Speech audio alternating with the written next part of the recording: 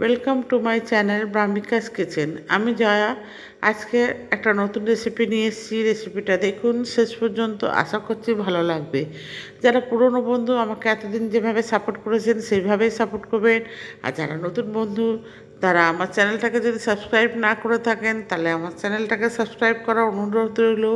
পাশে থাকা বেল আইকনটা প্রেস করে দেবেন, যাতে আমি যখন নতুন রেসিপি দেবো তখন যেন আপনাদের কাছে সবার প্রথম পৌঁছায়। আর একটা লাইক কমেন্টস করে দেবেন।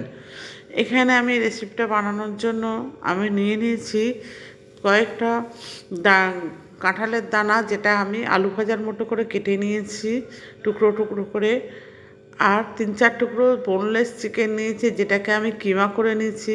একটা মিডিয়াম সাইজের পেঁয়াজ নিয়েছি, পেঁয়াজটাকেও লম্বা করে কেটেছি। আর রসুন নিয়েছি, রসুনটাকে কুচিয়ে নিয়েছি। আর এটা আদা একটুখানি নিয়েছি এক ছেটে, যেটাকে আমি থেতো করে নেবো। দিয়ে এবার সমস্ত উপকরণগুলো আমি একটা বাউলের মধ্যে ঢেলে দিয়েছি। দিয়ে এবার এই বাউলের মধ্যে আমি নিয়ে নিয়েছি একটু নুন স্বাদ মতো, আর কাঁচা লঙ্কা। আমি একটু ঝালটা কম দিয়েছি, আপনারা আপনাদের মতো ঝালটা দিয়ে নেবেন। নুনটাও আপনারা আপনাদের মতো দিয়ে নেবেন। এই নুন আর লঙ্কার হচ্ছেটা আমি এর মধ্যে ঢেলে দিলাম। এবার দিয়ে দিলাম একটু 1 চিমটে মতো ধনে গুঁড়ো, আর 1/4 চা চামচের মতো জিরে গুঁড়ো। যতটা ধনে ততটাই জিরে নিয়েছি। আর নিয়েছি 1/4 চামচ হচ্ছে চাট মশলা, 1/4 চামচ তন্দুরি মশলা, আর 1/4 চামচ হচ্ছে গোলমরিচের গুঁড়ো। আর নিয়েছি একটা ডিম, ডিমটা এর মধ্যে দিয়ে দিয়েছি ভেঙে। আর নিয়েছি কিছুটা পরিমাণে অ্যারারুট। এগুলোকে আমি সমস্ত একসাথে মাখবো ভালোভাবে। সব উপকরণ একসাথে ভালোভাবে মেখে নেবো। বন্ধুরা, আপনারা ঝালটা আপনাদের মতো কম বেশি করে নেবেন। আমি এখানে আমার মতো করে ঝাল দিয়ে নিয়েছি। এবার আমি এটা একটা প্লেট দিয়ে ঢেকে রেখে দেবো 10 মিনিটের জন্য।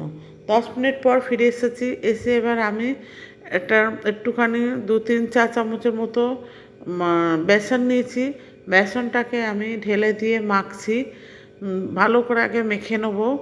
নিয়ে যদি প্রয়োজন হয় তবে একটু একটু করে জল দেবো।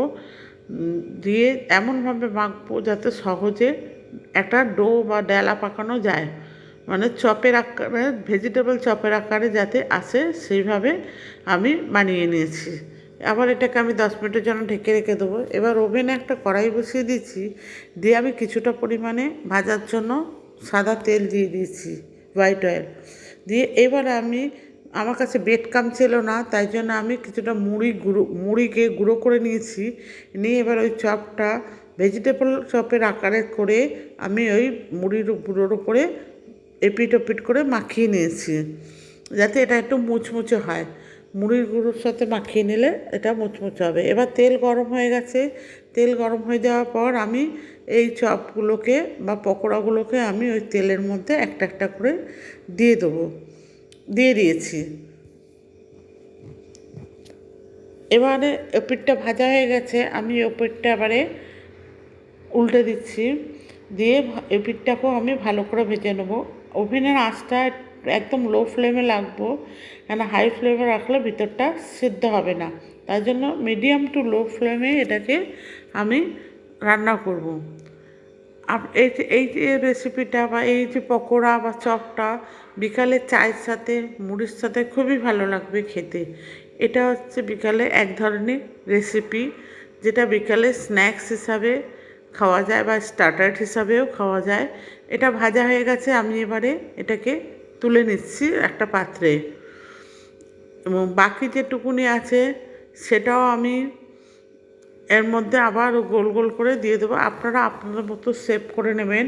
আমি এবার গোল গোল করে দিচ্ছি, দিয়ে তেলের মধ্যে ছেড়ে দিচ্ছি। নতুন বন্ধু, আপনাদের কাছে আমার রিকোয়েস্ট, আমার চ্যানেলটাকে অতি অবশ্যই সাবস্ক্রাইব করে দেবেন এবং পাশে থাকা বেল আইকনটা প্রেস করবেন। ভিডিওটা যদি ভালো লাগে তাহলে অতি অবশ্যই একটা লাইক আর শেয়ার করবেন। আর পুরনো বন্ধুদের আমাকে সাপোর্ট করার জন্য অত্যন্ত ধন্যবাদ, এবং আমি অত্যন্ত কৃতজ্ঞ যে আপনারা এইভাবে আমার পাশে থাকবেন এবং পাশে আছেন। আশা করব আপনারা পাশে আছেন। যাই হোক, এবারে এপিট ওপিট করে ভেজে নিলাম। নিয়ে আমি, এটাও ভাজা হয়ে গেল।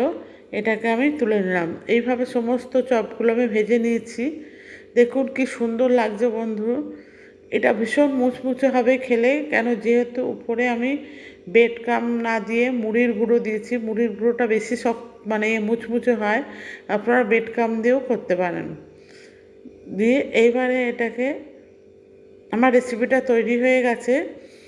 ভিডিওটা শেষ পর্যন্ত দেখার জন্য ধন্যবাদ।